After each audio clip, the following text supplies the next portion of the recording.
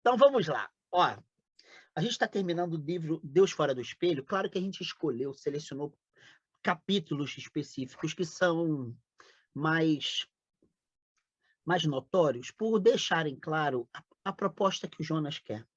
Primeiro, tirar Deus dos nossos espelhos. A gente trabalha com uma fé que, no fundo, não é fé. A gente gosta de crendice. Fé é outra coisa. A fé, a gente confia no mistério. Ninguém tem um Deus na mão, sabe? Então, a fé vive do risco, vive da coragem de entregar-se, sem saber o paradeiro, sabendo que, como diz a música, que é quase uma oração do Gilberto Gil, né? No final vai dar em nada, nada, nada, nada, nada, nada, nada, nada, nada, do que né, nós esperávamos encontrar. É isso. A fé, ela lida com isso. No final pode dar em nada do que a gente esperava encontrar, sabe? Pode ser o contrário, ou pode não ser nada. E a gente sempre acha que a fé tem a ver com certezas. Isso é uma bobeira, gente. Claro que não. Óbvio que não. O próprio Jesus diz isso no Evangelho de João.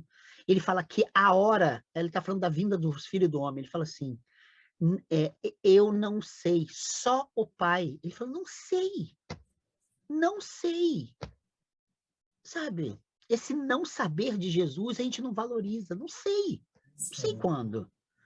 Entende? E Jesus nunca deu certezas doutrinárias, dogmáticas, nunca. Você não tem um trecho dos evangelhos onde isso aparece. A gente é que tem essa necessidade de transformar Jesus numa certeza doutrinária. Jesus nunca vai garantir para a gente que a gente não vai ter doença, sabe? Há muitos anos, puxa, nunca mais falei sobre isso. A Ana e o Neno me apresentaram uma menina chamada Adriana. Ó, falou Adriana agora. Essa menina era uma jornalista de Campinas que veio trabalhar do Rio de Janeiro numa emissora UHF evangélica. E ela era presbiteriana, essa menina, uma menina inteligente, muito inteligente.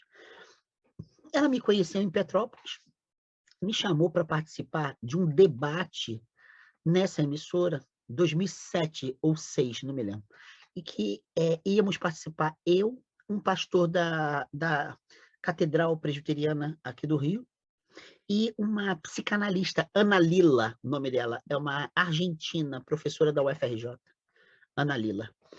E eu fui junto com a Ana Lila, o carro veio me buscar, buscou também ela, a gente foi conversando. E a Rosana, não foi nesse, a Rosana foi em outro comigo. Eu fui sozinho nesse. Chegando lá, eu discordei do pastor, mas eu gostei muito da fala dela. Muito da fala dela. A fala dessa Ana Lila era uma fala muito sóbria e muito generosa. Ela era uma mulher muito educada. E o pastor, que era um rapaz inteligente até, acho que estava fazendo mestrado na PUC, teologia, sei lá. E tudo que você falava, ele dizia o contrário. E tudo era muito cheio de certeza. Teve uma parte que tocou num tema que estava ligado a amor. E eu respondi, ela respondeu, a tese de doutorado dela era sobre ternura e sexualidade. Eu tenho a tese dela, ela me deu. E era muito bonita a tese. Ela estava falando como que a psicanálise pode entender a experiência do enternecimento. Então, ela dizia na tese que o enternecimento é um tipo de amor, mas é um amor que não precisa desembocar em relações sexuais. Ele não precisa, não quer dizer que não possa. E que o enternecimento, ele é um amor baseado no encantamento diante da fragilidade. Entende? Muito bonita a tese. Então, teve uma hora que ela comentou isso, e eu entrei na onda dela, e eu falei a palavra amorosidade. Nessa hora, quando a palavra foi passada para o pastor disse assim, amorosidade me lembra amorosidade. Olha olha que expressão tosca, morosidade. A fé, ela nunca é morosa. A fé é que salva, o amor é uma consequência. Mas não adianta ficar falando em amor, porque a fé é a certeza que somos salvos. Entende? É uma fala extremamente violenta, arrogante.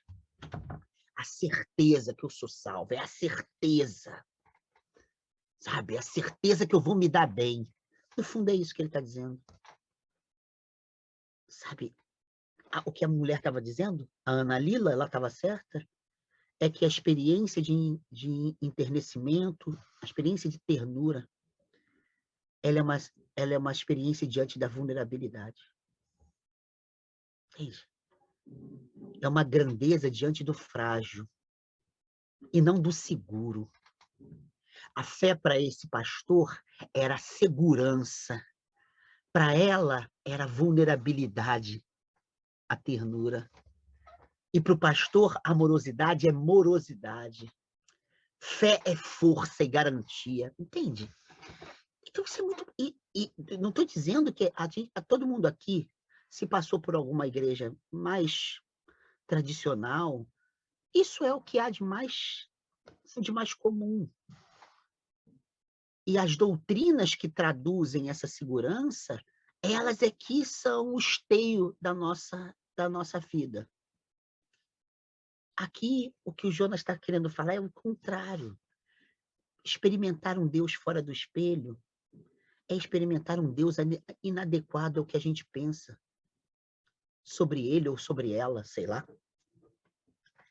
É experimentar a fé não mais como segurança, sabe? Não mais como esse dispositivo que nos faz se dar bem. Se dar bem. Eu e o Edson tivemos um encontro ontem, só nós três. Eu, ele e a Ivone Gebara. E foi muito bonito. Eu e ele mostramos para a Ivone Gebara como a gente estava interpretando coisas do pensamento dela e fizemos uma discussão de um nível muito legal, elevado. E, ao mesmo tempo, ela é muito generosa, ela é muito terna. Então, ela falava assim com uma certa doçura e, ao mesmo tempo, crítica. Ela é muito crítica, né? Então, tinha toda essa parte crítica. E ela estava comentando com a gente que morreu uma teóloga muito conhecida, católica, feminista, agora há poucos dias. E uma outra teóloga feminista, essa teóloga que morreu, ela é dos Estados Unidos. Uma outra teóloga feminista, que eu acredito que seja dos Estados Unidos, falou com ela: puxa, fulana morreu, mas estamos certos que o céu ganhou uma santa. Porque era uma mulher muito piedosa e tal. E aí ela comentou comigo e com o Edson. Quando ela ouviu isso de uma teóloga feminista, ela disse assim: puxa, gente, a única coisa que consolava essa mulher é a certeza, não o amor. Olha a palavra, certeza. Eu estou consolado porque eu tenho certeza que a outra está. Entende? Isso faz parte da nossa tradição. Está errado? Não, ninguém está dizendo que está errado, gente. Não é isso. O problema aqui não é erro e acerto. É a gente pensar que existem outras possibilidades. Existe a possibilidade do não saber. Existe a grandeza do mistério. Existe a grandeza do mistério. Sabe? Existe a vulnerabilidade do amor. Existe Deus fora do espelho. Então, nós vimos até a última vez que o Jonas, por um lado, ele afirma uma fé num Deus fora do espelho. Por outro lado, ele afirma que a vida humana também é uma corda bamba, também é impermanente, também é ambígua, também é uma aventura no melhor sentido da palavra. E por isso ela é incerta. Por isso ela é incerta. Ele cita vários textos bíblicos para desconstruir exatamente a ideia de que o que há de mais humanos em nós seja algo certo, seguro, fixo. E não é. Não é. não é mesmo. Aí eu falei com a mãezinha, eu não, foi a Rosana que conversou com ela, não me lembro quando agora. Eu e Rosana encontramos o meu primo que mora na Bélgica. Há poucos tempo ele veio aqui para o Brasil. Nós nos encontramos na Barra da Tijuca. E aí a gente almoçou lá. Foi um amigo nosso de infância visitá-lo também. E eu não sabia que esse nosso amigo, ele estava treinando, ele faz triatlon. Ele estava treinando bicicleta lá em Itaipava, com um grupo dele, no final de semana. Ele, na estrada, parece que uma moto passou perto deles, assim, ele foi desviar, e ele caiu e bateu a cabeça no meio-fio, mas estava de capacete. Mas ele ficou. A vida dele, por isso aqui, ele não foi embora. E ele ficou em coma. E ele quase morreu. E ele comentou comigo, com a Rosana, que essa experiência de quase morte está sendo revolucionária para ele. E ele falou uma coisa muito bonita no final. Ele falou assim, olha, eu não sei explicar o que é. Eu não sou uma pessoa religiosa. Eu não quero mais entender isso. Eu faço terapia e cheguei a esse ponto com a minha terapeuta. Eu estava tentando entender. Eu já abri mão disso. Eu quero viver isso que eu estou vivendo. Aí ele falou assim, parece que tudo se tornou mais flexível. Eu era muito senhor de mim e das coisas. Eu tinha razão em tudo. Eu brigava com a minha irmã, brigava com a minha mãe, brigava com a minha filha, sempre para mostrar que eu tinha razão. Hoje, eu abro mão da briga. Hoje, eu vejo que as pessoas têm razão, e às vezes eu também tenho razão, e as nossas razões são diferentes. Hoje, eu não preciso falar tanto. Eu consigo me calar.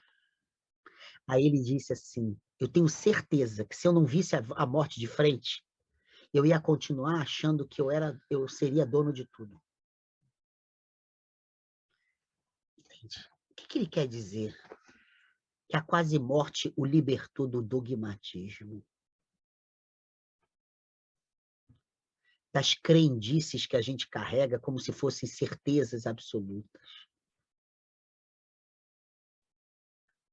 O Jonas diz que o ser humano, ele é exatamente o contrário disso.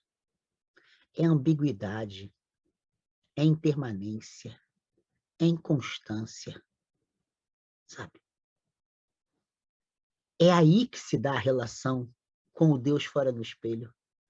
Não em detrimento disso, mas através disso. Jacó saiu na porrada com Deus e ganhou de Deus. Ele ganhou de Deus. Vamos lembrar. Ele não fez carinho em Deus, não. Deus se manifestou como se fosse um anjo e ele sai na porrada. Israel é aquele que luta contra Deus. Entendeu? Significa o seguinte, um dos patriarcas de Israel meteu a porrada em Deus, foi violento com Deus. É o contrário do que a gente imagina. Ele não se ajoelhou, não. Ele pegou uma espada e saiu na porrada. É muito doido isso, né, cara?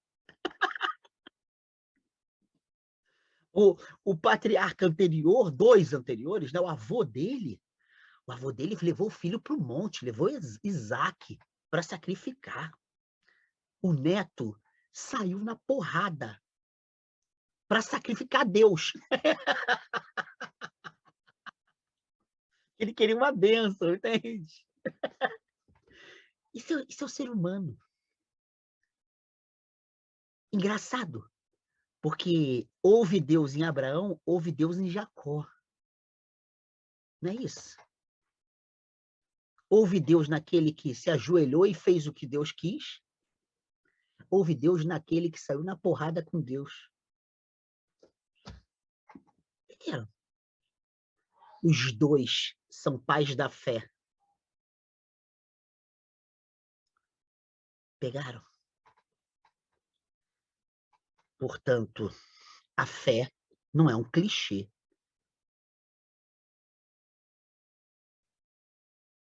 A fé não é um objeto que a gente carrega no bolso.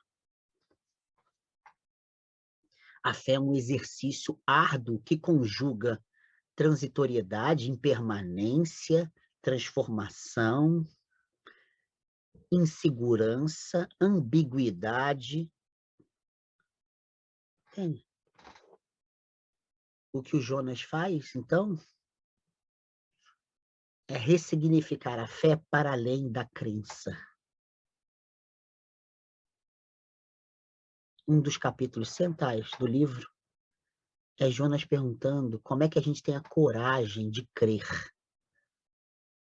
Fé é um ato de coragem. É preciso abandonar muitas certezas para a gente mergulhar no mistério, sabe?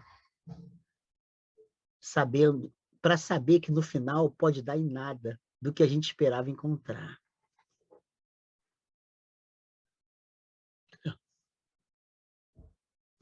Espiritualidade não tem a ver com asfalto, tem a ver com terra batida.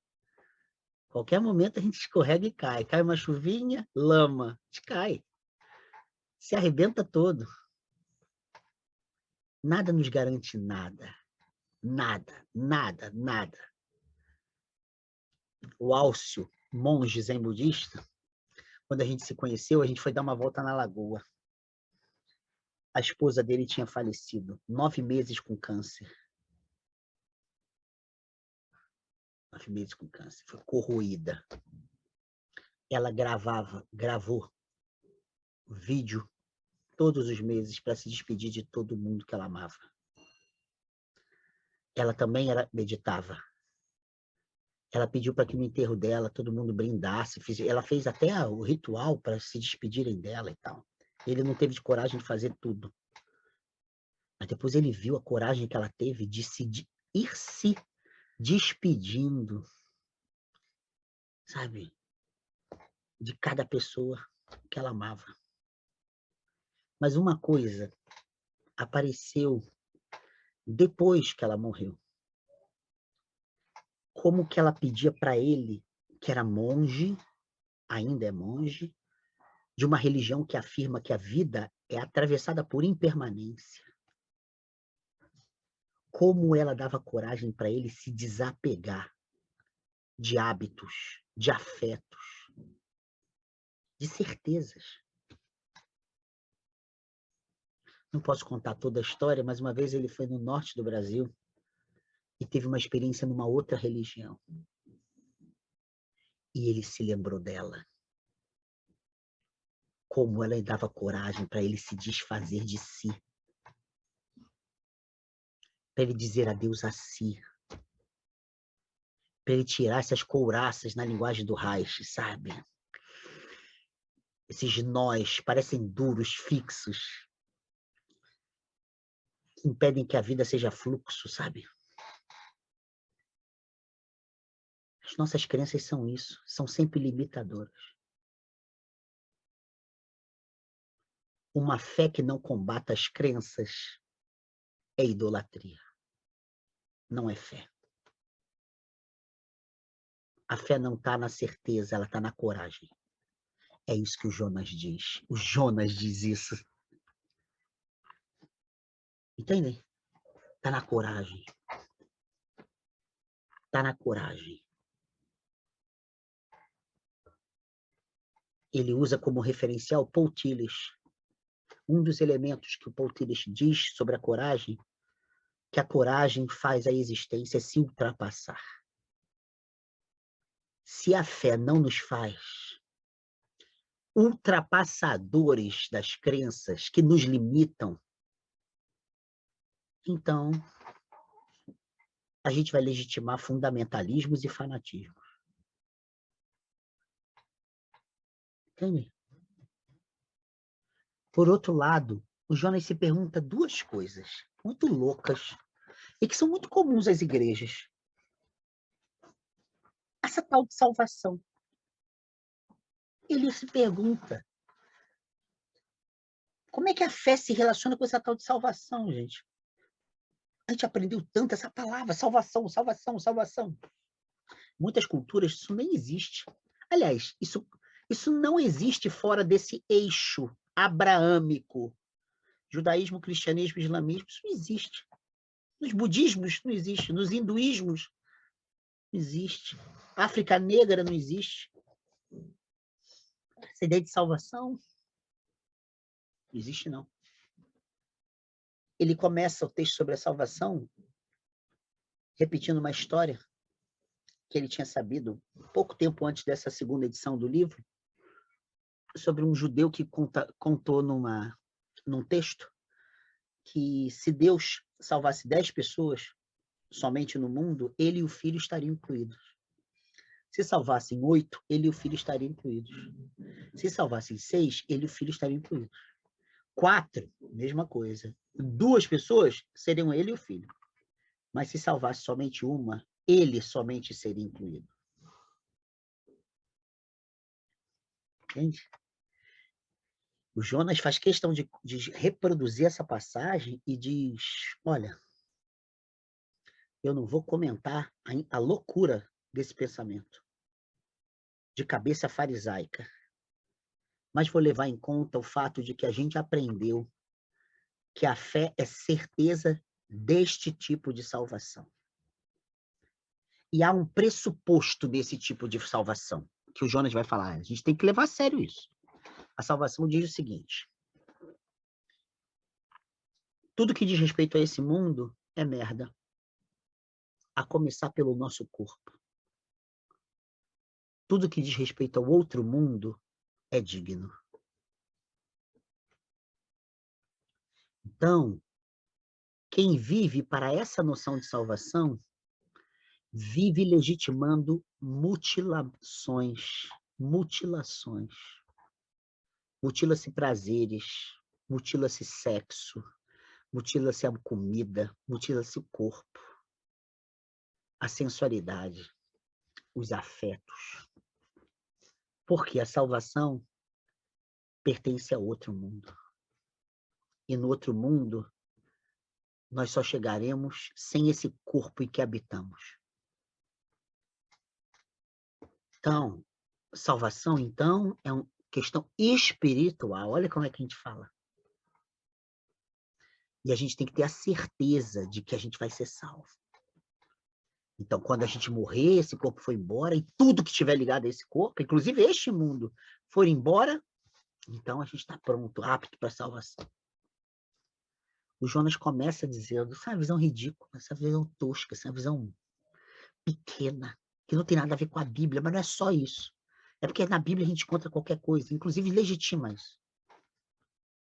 Então o Jonas diz, salvação para mim chama-se a liberdade que nasce de experiências amorosas.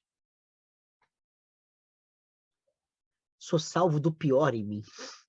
Sou salvo da pequenez de mim. Sou salvo do narcisismo, que me faz ser o eixo, e todo mundo é serviçal a mim.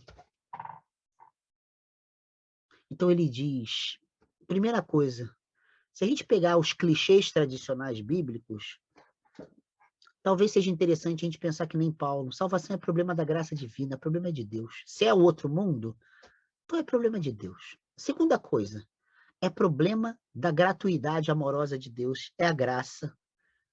Então, vamos parar com esses cálculos, vamos parar com os cambos. Mas, se salvação é a liberdade exercida por vidas amorosas, então onde se exerce o amor, a gente não precisa preocupar-se com o céu. Onde se exerce um amor, não há necessidade de se pensar no céu. E aí o Jonas chega a uma loucura. Aliás, foi por causa disso que eu vou falar agora, que ele foi excluído de muitos lugares em 1978, inclusive de encontros com católicos. Ele diz o seguinte, se a gente pensar que a graça ela é amor, só isso, e ela não se orienta por nenhuma causa, não é porque eu fiz A que eu mereci A, nada disso.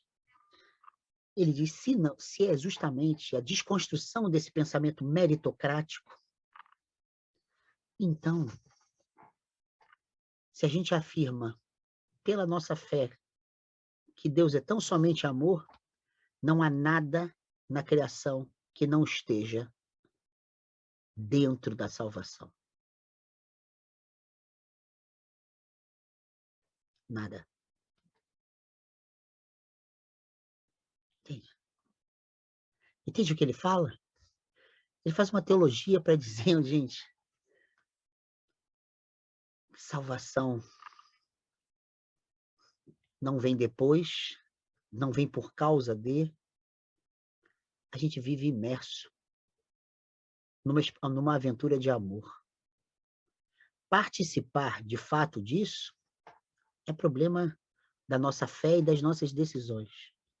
Mas que a gente está dentro disso, para quem tem fé, isso é uma possibilidade muito importante. Então, a condenação não nos concerne.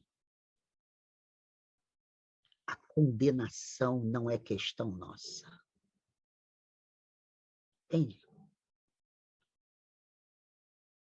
Infernos, juízos, exclusões celestes, sabe?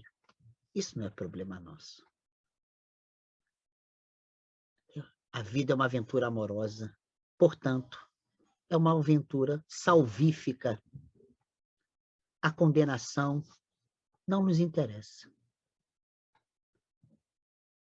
E para terminar, eu falei que hoje seria mais curto, porque é de curto mesmo. O Jonas termina o livro fazendo uma pergunta. Enfim, haverá um fim? Todo mundo aqui foi criado querendo saber qual o fim último da vida, o que vem depois, o fim dos tempos, o juízo final, tudo tem a ver com o fim, né? E se você tirar esse problema, para a fé de muitas pessoas, não sobra nada. Né? Não sobra nada. O que o Jonas vai fazer? Ele vai desconstruir isso. Vai mostrar várias possibilidades, várias, que desconstrói essa noção de um fim último e tal. Inclusive outras possibilidades que falam sobre finalidade, a utopia do céu e milhares de coisas. Só que ele vai dizer o seguinte: o fim de todo fim, para quem crê, sobretudo para quem segue a Jesus de Nazaré, está em amar a qualquer tempo. Só. O fim é o exercício do amor. O que há para além do amor não nos concerne.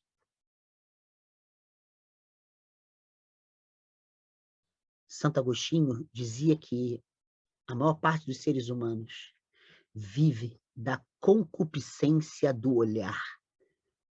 Sabe? Concupiscência do olhar. Um olhar concupiscente, cobiçoso. O nome que ele dava a isso é curiosidade.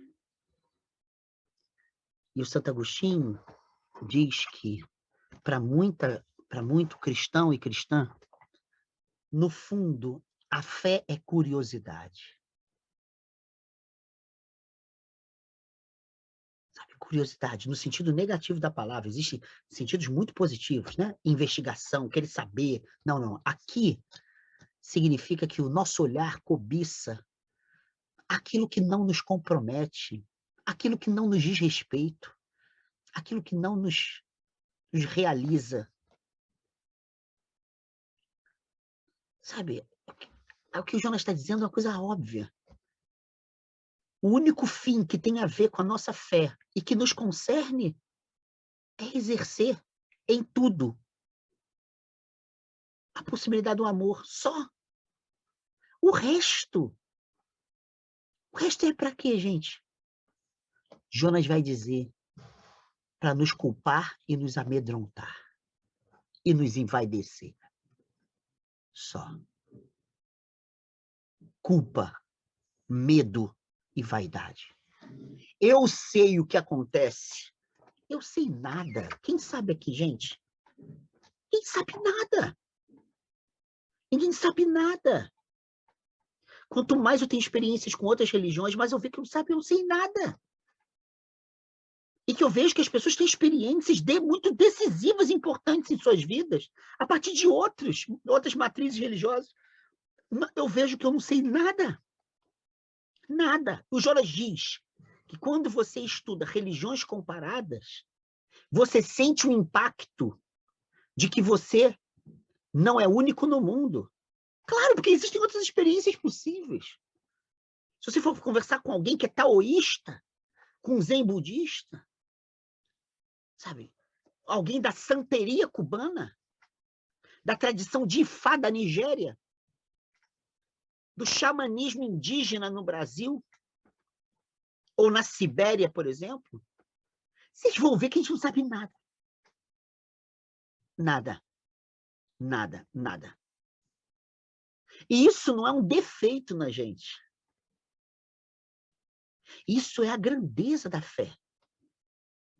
De que a fé, ela se atém ao que é digno de ser levado em conta. Tem um exemplo muito bonito, zen budista, muito bonito. Disse que tinha um monge que ele queria saber as verdades de tudo. As verdades não sei das quantas, a verdade não sei o que, a verdade... Aí perguntou para o Buda. O Buda Shakyamuni, como se diz, que era anteriormente foi o Siddhartha Gautama, que se iluminou, se tornou Buda. O desperto, como se diz em sânscrito. E aí, ele pergunta lá ao desperto: o que acontecerá depois desta vida? Existem outros seres diferentes de nós em outras vidas? Aí começa. O Buda ouve e chega para ele e diz assim, conta uma história, uma parábola. Certa vez, um homem tomou uma flechada com uma flecha cuja ponta estava envenenada.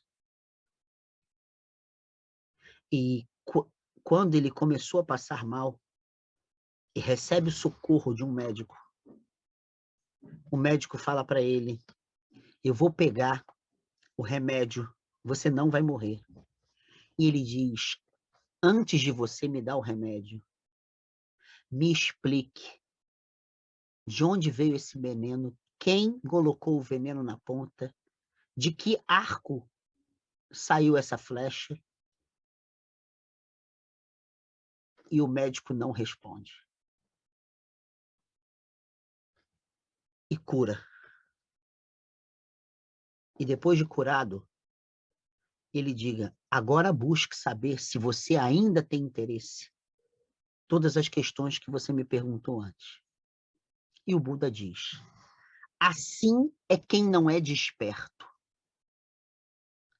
Está morrendo, mas ao invés de se preocupar com o remédio, quer saber de que arco veio, que veneno é, quem atirou, antes mesmo de receber o remédio. Estou falando de um texto zen budista, um sutra, como se diz. É a mesma coisa entre a gente. A gente quer saber, sabe, o que vem depois, quem é que vai estar lá, vou recrutar minha mãe, não sei quem, vovó morreu. A gente quer saber tudo. E o que acontece com o cosmos, de onde veio? Peraí. A gente sequer aprendeu a amar. É isso que está dizendo o Jonas. A gente sequer aprendeu que há finalidades que dizem respeito a cada momento que nós vivemos. E com essa cobiça do olhar, com essa concupiscência do olhar, na expressão de Santo Agostinho, a gente quer saber de tudo e não se envolve com porra nenhuma. Entendeu? É todo mundo tomando flechada e ao invés de se preocupar com o remédio, a gente está querendo saber as causas, ao arco de onde veio, quem foi, que distância tinha, sabe? Qual era a temperatura atmosférica, entende? O Jonas está quebrando essa quantidade de perguntas que não nos responsabiliza a viver o básico, que é a nossa finalidade, que é o nosso fim, não no sentido de término, mas de finalidade. Qual é a nossa finalidade? A quem segue Jesus de Nazaré? É exercer a fé amando, é exercer as possibilidades do reino em cada relação, em cada experiência nossa, na leitura de um livro, no casamento que tivemos ou não tivemos, ou desfizemos, não importa. Com filho, com filha, sabe? Na solidão, num filme que se vê, entende? É isso que é o fim. Entende? Se não for assim, é somente essa curiosidade que não nos compromete. O que o Jonas está querendo dizer é algo óbvio. Quem vive responsavelmente a fé diz: não me interessa. Não me interessa. Vou te revelar o que vai acontecer com você depois da morte. Eu li livros espíritas e eu participei de encontros que eu vi muitos espíritos, então eu tenho uma certa noção do que alguns discursos dizem. Pô, tem discursos que são impressionantes, que se você for para um certo lugar no plano astral, que não é um lugar no umbral, por exemplo, chamado astral superior, dependendo do seu grau de evolução do espírito, você vai para um hospital depois que morre, é tratado num hospital, depois você passa por fases, até você reconhecer familiares, estar apta, até vocês terem a capacidade espiritual de se ligar às pessoas que você se ligava quando estava na Terra. Cara, sabe, tem toda uma narrativa. Hoje, quando começam a me falar, eu penso igual ao Jonas. Olha, eu já li sobre isso, mas isso hoje não me interessa. Enquanto eu estou aqui, a finalidade é ter fé e amar aqui. Esse é o fim. E esse fim é nosso. Entenderam? Mas a Bíblia a Bíblia diz muita coisa, que a gente pode interpretar de muitas maneiras. O que eu acho que o Jonas está fazendo é dando um bom critério para a gente saber que há interpretações que não nos interessam. Entende? Não vai fazer a gente perdoar ninguém, não vai fazer a gente se reconciliar com certas pessoas, não vai fazer a gente lutar por justiça, não vai fazer a gente exercer a ternura, não vai fazer a gente experimentar o mistério pela coragem da fé. Entende? Então, para que a gente fica se ocupando com aquilo que nos desliga da concretude dos nossos dias? Domingo eu fiz a mensagem lá na IRI, né? Acho que a mãezinha estava presente.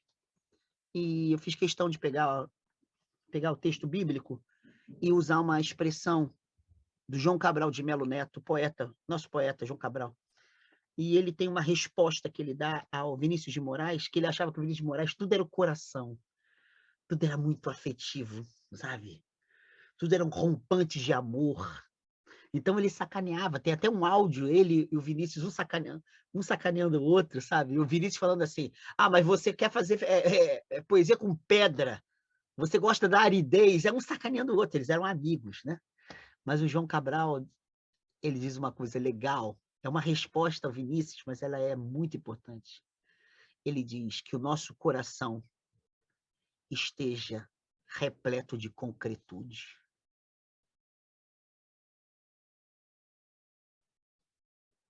É isso que o Jonas quer. Que a nossa fé esteja encharcada de concretude. Fé não é viagem na maionese.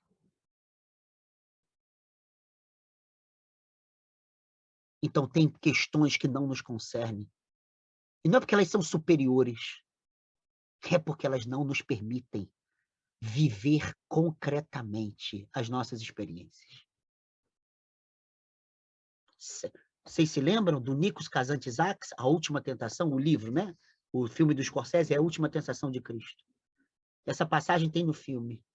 O Jonas adorava essa passagem. E eu tenho o volume do livro que o Jonas me deu, tá aqui em casa. E eu até sublinhei essa passagem do livro. Jesus está no Getsemane. E Jesus diz assim, Pai, eu vou morrer. Eu não sei se o outro mundo é tão belo quanto este em que estou. Se possível, tira de mim esse cálice. Mas que não se faça como eu quero, mas como tu queres. Eu acho essa passagem linda. Eu não sei se o outro mundo é tão belo quanto esse. É um Jesus cheio de concretude, sabe? Se ele não tivesse amor a esta vida, ele não suaria gotas de sangue, como diz o Evangelho de João, nessa cena. Se ele não estivesse encharcado de concretude, ele não gritaria na cruz e se veria abandonado. Ele não choraria a morte do amigo. Entende? Ele não pegaria o azorrague, aquele chicote, e quebraria a bancada dos vendilhões do templo. Ele não seria seguido por mulheres. Ele não valorizaria as prostitutas e os cobradores de impostos. Ele valorizaria os anjos, os querubins, entende? Jesus nunca viajou na maionese. É isso que o Jonas quer. Haverá um fim? Claro que tem. A gente está nele a cada momento. Então a fé tem que ser encharcada de concretude. O resto é resto. Se a gente sair daqui e for para outros lugares, teremos novas concretudes e novas responsabilidades. Enquanto estamos aqui, a cada dia, basta o seu mal, traduzindo conforme Jonas, a cada dia, tenhamos o nosso fim.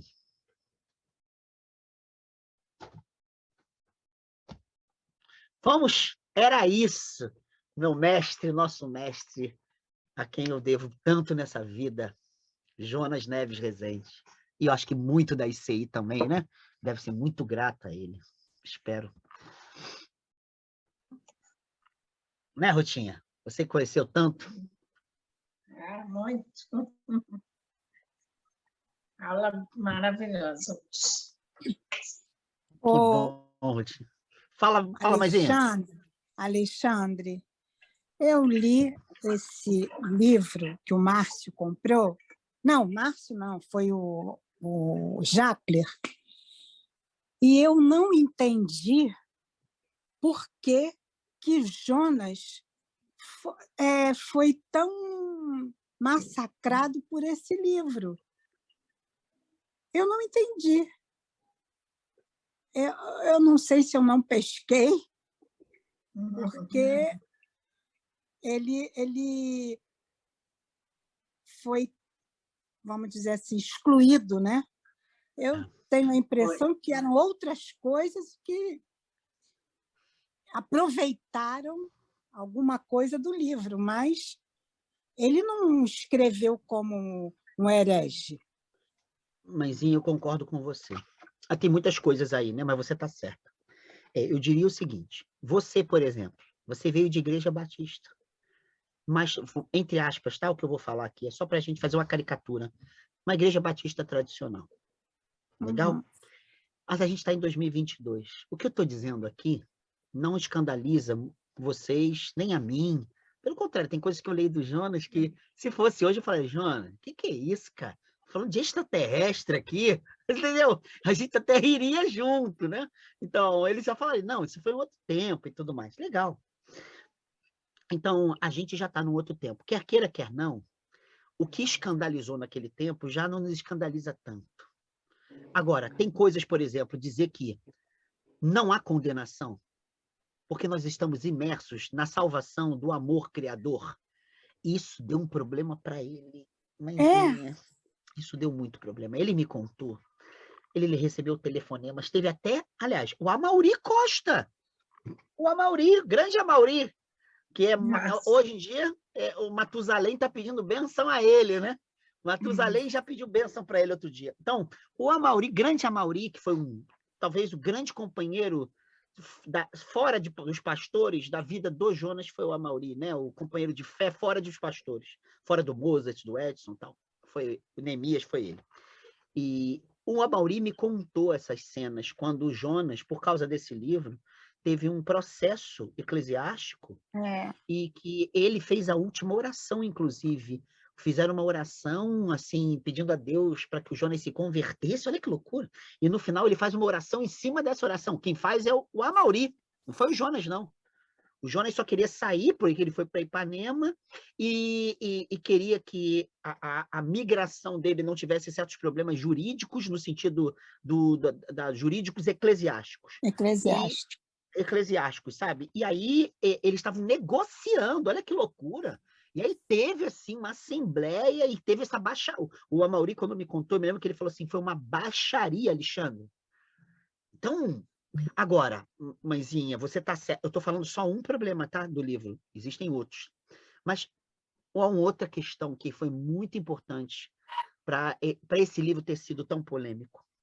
Quando o Jonas, através da juventude presbiteriana de Copacabana, ele implementou não só música com violão e, às vezes, alguns cultos que tinham músicas mais populares, mas o teatro na igreja. Ele chegou a ser colocado num camburão. Não, eu vou repetir isso, tá?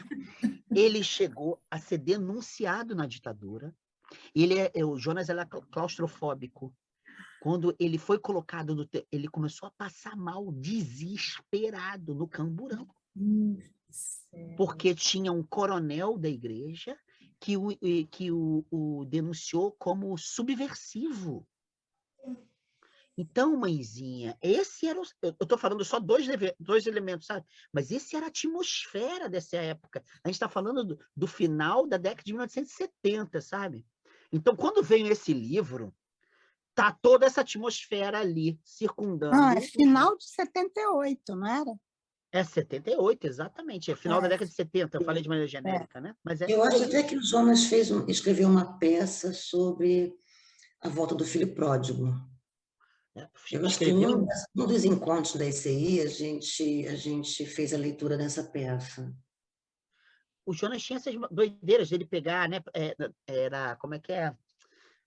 Ele se apropriava e criava... Como é que é o nome? Não são versões, não é bem versão. Tem um nome... né, também não é paráfrase, paródias. Vamos chamar de paródia, que também não é bem paródia. Ele fez do Cântico dos Cânticos. A Rosana, minha esposa, era novinha, e eles fizeram na Igreja Betesda, presbiteriana lá de Copacabana, do Neemias, eles fizeram uma leitura dramatizada, adaptando, era uma adaptação do Jonas. Cara, e o Jonas, ele potencializou o erotismo na peça, na montagem.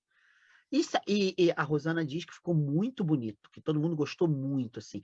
E eles estudaram o Cântico dos Cânticos, e depois o texto dele, que foi lido em cima do Cântico dos Cânticos, entende? Então, o Jonas tinha essas coisas, assim, ele era mais novo, tinha muito cheio de ideias, né? Um dos filhos dele me contou que uma vez ele estava em Ipanema, na igreja de Ipanema, e tinha, tipo, não sei se era um lançamento de um livro dele, um negócio assim, e o pessoal estava tomando vinho, tipo queijos e vinhos, mais ou menos isso. E ele estava tomando vinho, e ele começou a ter ideia no meio desse lançamento, ele ficou num canto, começou a escrever poesia, poesia, poesia, poesia, poesia, poesia. Aí tirou algumas e deu para o Eurico musicar. Isso no meio de um lançamento. Então, o Jonas tinha esses rompantes. A Lígia Maciel, lá de Petrópolis, lá de Correias, me contou uma vez, ela tinha 19 anos, que o Jonas parou numa praça em Copacabana, esqueci o nome da praça, e ele gostava muito de poesia, e já era um pastor já conhecido, assim, por causa da TV Manchete, eu acho. Disse que ele parou na praça e começou a recitar poesia. E aí começaram a fazer uma roda, e os jovens falaram, cara, esse cara é maluco. E aí, do nada, ele começou a recitar textos bíblicos, 1 Coríntios 13, de repente estava um monte de gente aplaudindo, sabe, mãezinha? Então, ele tinha isso, assim. Ele tinha, eu não sei nem dizer o que é isso, né? Ele tinha essas loucuras da fé, vamos chamar assim. E dentro dessas loucuras se criou uma atmosfera onde esse livro nasceu. Eu diria que seria isso, né? Pelo que eu entendi, que ele, o Amaury e outras pessoas me contaram. Entendi. Né, mãezinha? Entendeu, mãezinha?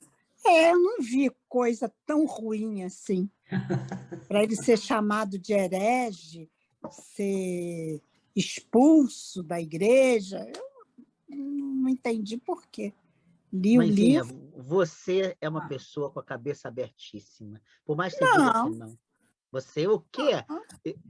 Eu não preciso falar que você já foi a lugares comigo que, se outras igrejas fossem, a gente já estaria expulso, entende?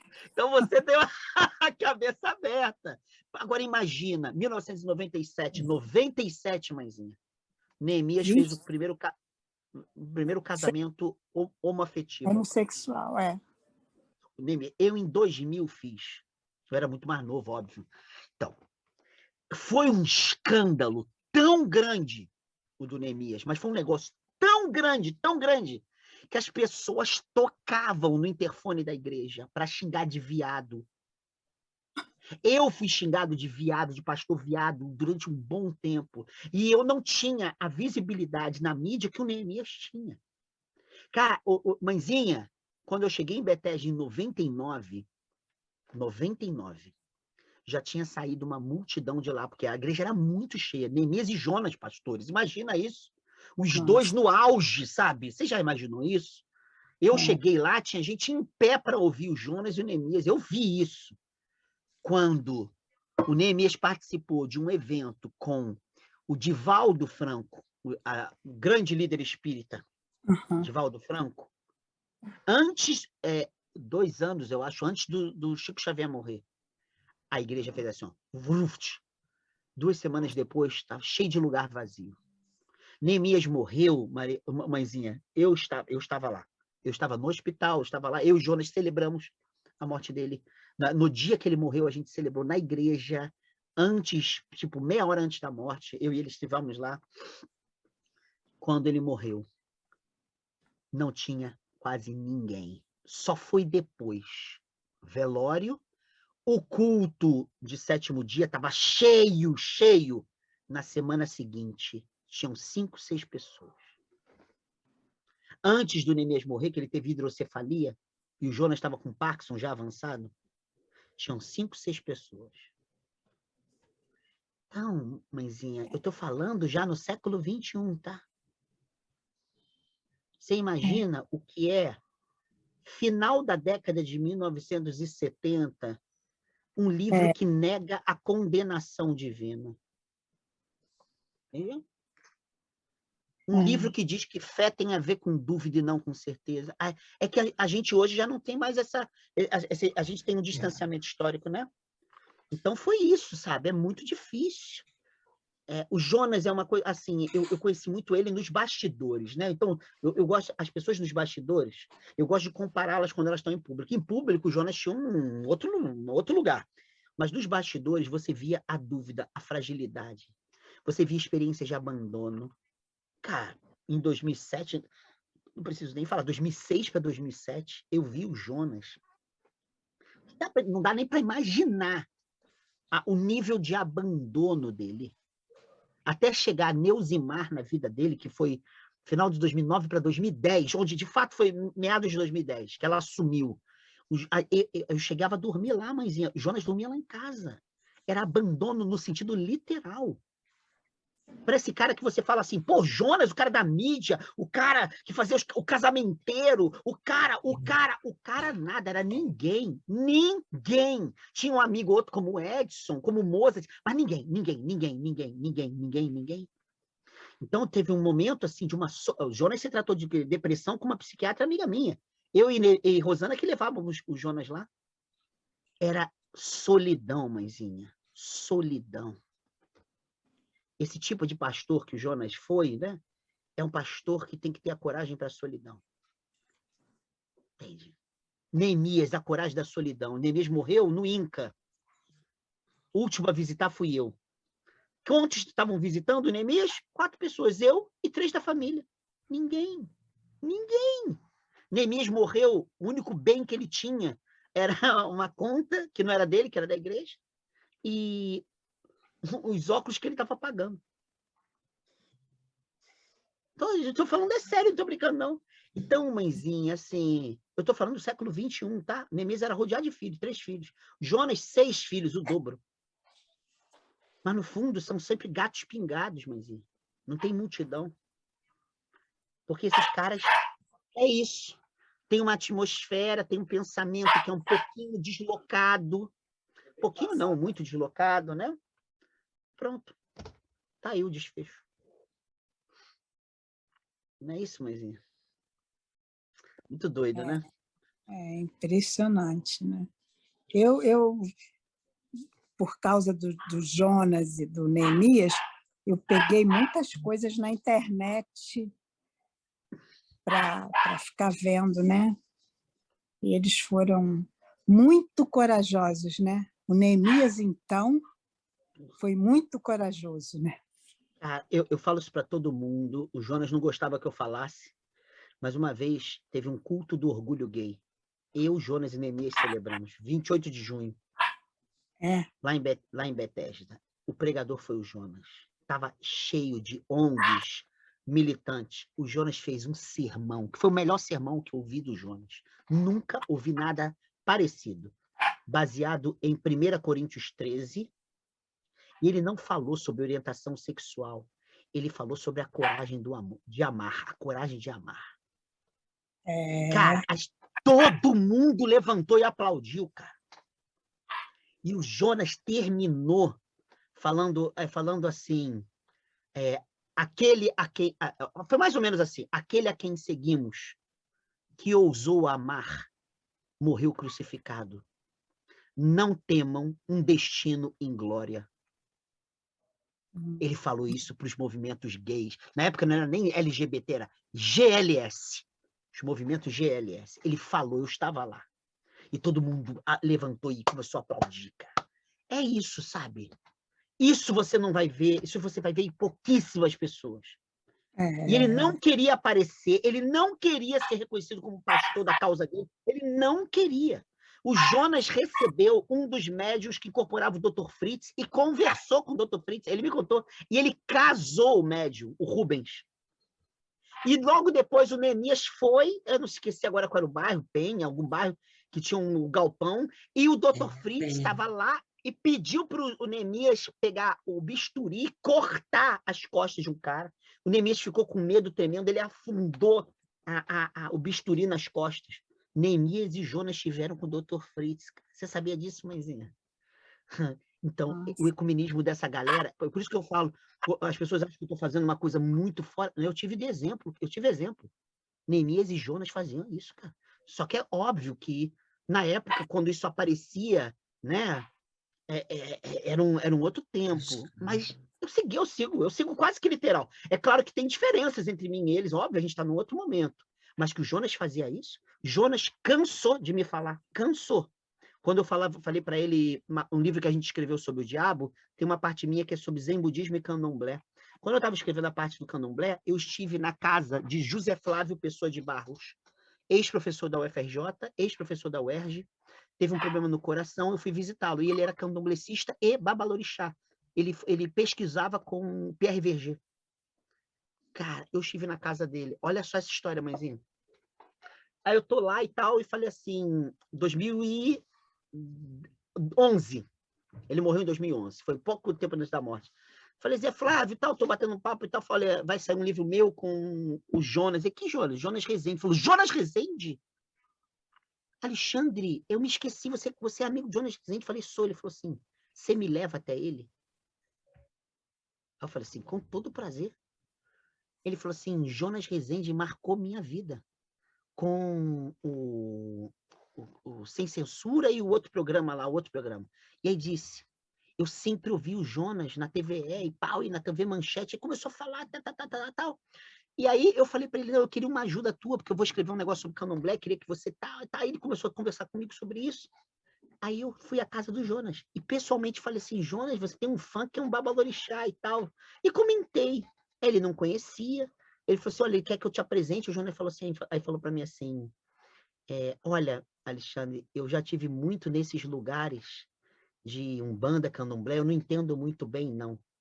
Mas como eu tive alunos e pessoas da televisão que eram dessas coisas, me levavam lá. E sempre me pediam para falar. Às vezes me pediam uma bênção, às vezes pediam para eu citar um texto bíblico, e eu ia lá e fazia. É isso, cara. Entendeu? Isso é o Jonas.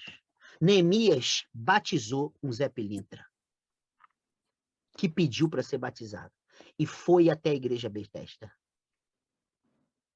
E Neemias não quis batizar com música cristã. Aí eles queriam uma música da igreja, ele levou a esposa e uma amiga, que cantaram 2 hinos, e ele batizou com os atabaques e as músicas da Umbanda.